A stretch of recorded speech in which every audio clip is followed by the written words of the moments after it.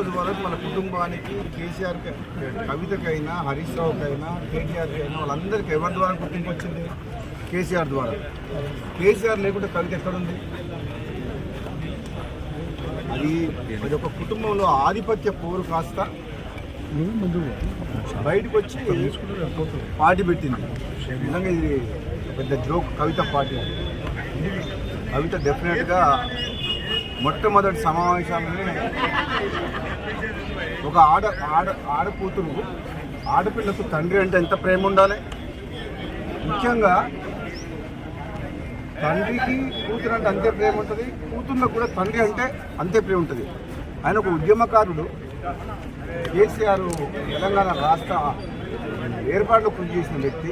అటువంటి వ్యక్తిని స్వయాన కూతురే ఆ విధంగా మాట్లాడడం అనేది డెఫినెట్గా ఆమె మొట్టమొదటి సమావేశంలో తప్పు చేసింది. దాంతోనే తెలంగాణ ప్రజలందరూ కూడా ఆలోచించుకుంటారు ఏమని.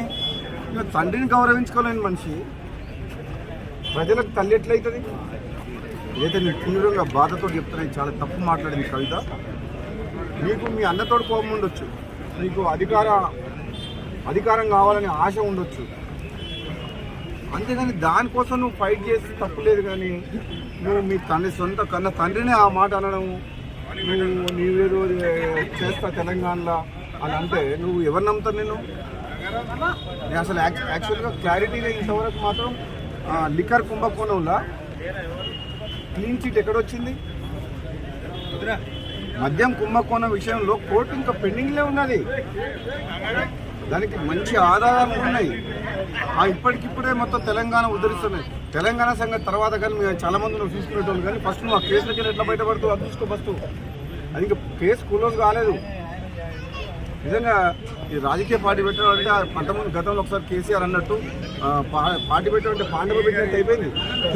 మీ దగ్గర పైసలు ఉన్నాయని చెప్పి కొంతమందిని తీసుకుపోయి ఒక ఫంక్షన్ హాల్ తీసుకొని నీకు సోషల్ మీడియాలో చేసుకొని పార్టీ డిక్లేర్ చేసి పడేసింది. అది కూడా పోయిపోయి తెలంగాణ రాష్ట్ర సేన టీఆర్ఎస్ అంట.